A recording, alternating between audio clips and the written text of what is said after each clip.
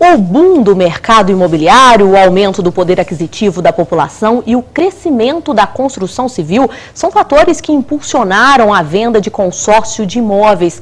Para se ter uma ideia, em Uberlândia a venda cresceu em 10% este ano, se comparar a 2011. Contrato nas mãos e uma meta: garantir o futuro das filhas. Depois de conquistar a tão sonhada casa própria por um financiamento do governo federal, Maria Renata comprou um terreno pelo sistema de consórcios. Devido à taxa de juros ser mais baixa do que o mercado pegar um financiamento, isso me motivou a querer entrar no consórcio. Então é algo que não desvaloriza. Se deixar o dinheiro no banco, com certeza não vai acompanhar o mercado. E você não segura, deixando no banco, sempre tem um imprevisto, você acaba gastando. E com o terreno, o imóvel ali, não.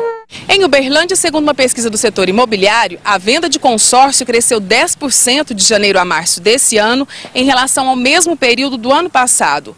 O aquecimento no setor da construção civil e o aumento do poder aquisitivo da classe C provocaram essa alta. Cenário positivo: bancos aumentam as linhas de crédito. Existe um valor máximo, mas ele é a partir de R$400, R$500, que você pode fazer esse planejamento. Na verdade, ele é para pessoas que não estão com algo que seja imediatista, né? É para quem está se planejando a médio e a longo prazo. O consórcio é uma opção interessantíssima.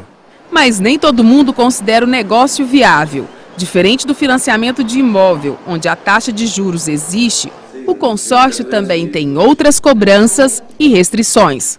Hoje o consórcio ele não tem taxa de juros, ele tem taxa de administração. Então, se a gente falar em custo financeiro, ele é bem mais barato que um financiamento. E a pessoa precisa se planejar para adquirir um imóvel futuramente, porque não vai ter aquele dinheiro de imediato, a não ser que tenha o dinheiro para dar um lance e contemplar a carta de crédito.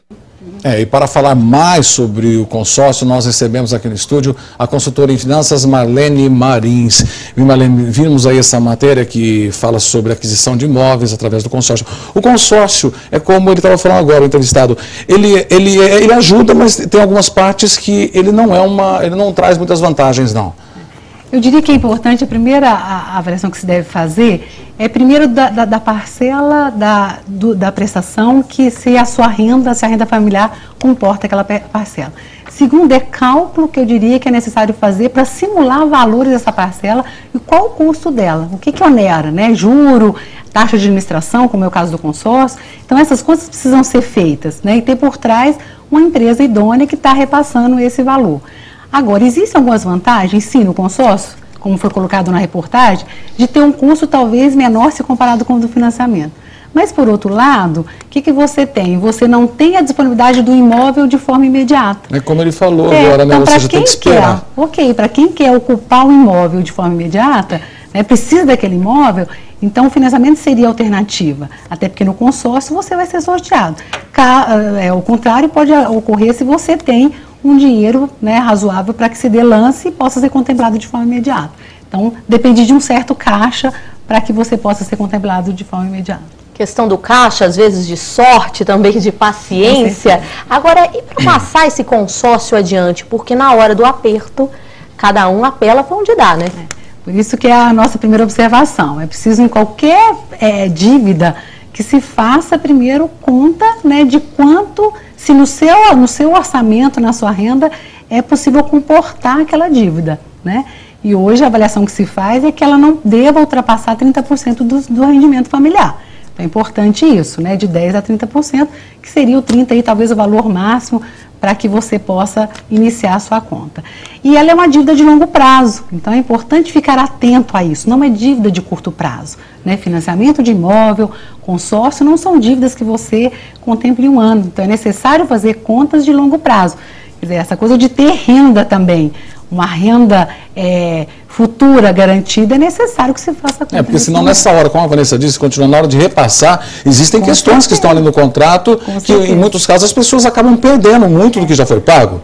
E mais do que isso, né, você não tem comportamento. Você faz um contrato hoje, quer dizer, dependendo do que a economia se comporte no futuro, você pode ter dificuldade de repassar o seu, porque talvez o novo contrato seja, né, em condições melhores do que aquela que você contratou. Então, pode ser que o seu repasse não seja tão fácil. Para quem tem um pouco de paciência ou é bastante metódico, então a indicação, no caso dessa espera para ter esse bem, para adquirir esse bem, o ideal então seria guardar o dinheiro mesmo, talvez fazer uma poupança e não optar pelo consórcio ou não.